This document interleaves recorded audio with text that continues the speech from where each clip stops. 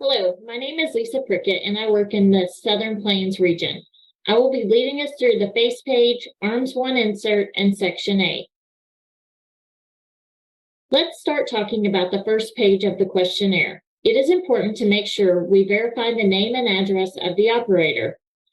There is a chance that there is more than one operator in the state named Farmer A, and phone numbers may be mixed up. That is why we need to verify the address as well as the name. Also, don't forget to write down the interview start time. We will pick up the ending time on the back page. This helps NASS understand how much time we spend with the respondent completing the questionnaire. Speaking of respondent burden, the burden statement is printed on the front of the questionnaire. Buried in the burden statement, it mentions the estimated time to complete the survey. It is always good to remind the respondent that these are average times. To complete the survey faster, encourage the respondent to have fertilizer and pesticide records readily available. We were able to contact many respondents in Phase 1 to obtain information. We verified their operation arrangement and checked to see if they had the target crop this year. In other records in ARMS 2, we did not contact the operator and used previously reported data to estimate their total acres and acres of the targeted crop. This data is usually reasonable, but operations change and we could have some data that is inaccurate. If you need to complete a screening sheet, there will be a 1 in the box 6 in the front page of the questionnaire in the screening box, and a screening sheet will be provided by your regional office. Screening supplements may also need to be completed for operations if they change their operating arrangement, expanded, and now have multiple operating arrangements, or what we call an 85-45 situation, did not grow the target crop this year, or indicate they are out of business. Many of these changes would have been caught during Phase 1 unless the ARMS 1 report was estimated based on historic data. If it appears that the operator is out of business, use the screening supplement to probe carefully for the presence of other agriculture, including land and conservation programs such as CRP. If it is an 85-45 situation and the operator did not grow target crops on the sample operation, but did on the other operation, we may be able to collect the information for the second operation, which did grow the target crop. Please contact the regional field office for guidance in this situation. If the operation was taken over by another operator or operation, please take notes about who the new operator is so we can update our records. This note should include a name, address, phone number, and any other pertinent information. If after completing the screening supplement, the operation appears to be out of business, complete the screening supplement and write those notes. All records will have an ARMS 1 acreage insert sheet inside. This information can help when understanding how ARMS 1 was completed. At the top of the page, we will find their name, address, and phone number. That will match with the front page of the questionnaire. Keep going down the form and you will see the information on the type of operation, who responded, what the response was, total acres operated, and cropland acres. Then it will say total acres of target crop planted this year. We started data collection for the ARMS 1 in the middle of May. If the acres are above or below the reported acres by 25%, please write a note explaining. In our example on the screen, you can see the operator reported 700 acres on ARMS 1. If acres are less than 525 or greater than 875, a note is required. You may see a screening page that says, the screening phase data are from 7 response. These records are records where headquarters used another data source to collect target crop acres. This source could have been previously reported data or another recent survey conducted by NASS.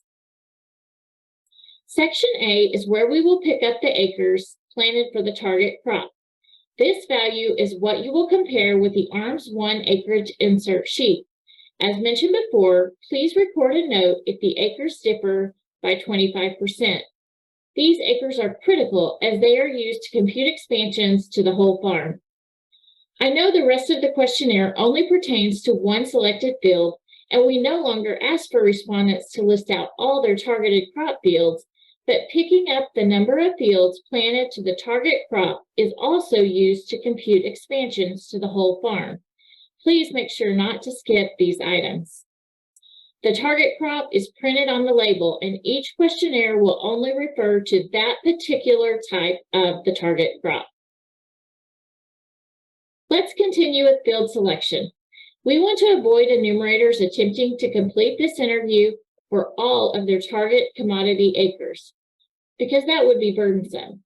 We subsample to reduce burden, but selecting a single field to represent the total can introduce bias. So the idea is to randomize the selection.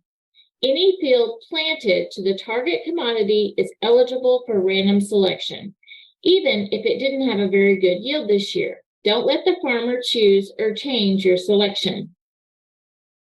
The field selection will not differ from last year. Each sample will be assigned a cardinal or intercardinal direction. You will find this direction on CAPI. This will be noted in the CAPI training. Along with CAPI providing the direction, your region may provide the direction in a different form, such as a labeled questionnaire, assignment listing, or something else. For example, we will use a labeled questionnaire to demonstrate. There will be a cardinal or intercardinal direction.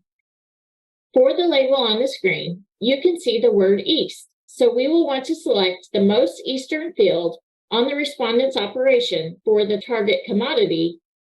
It does not matter where the farm address is. I will show you a visual of what this would look like.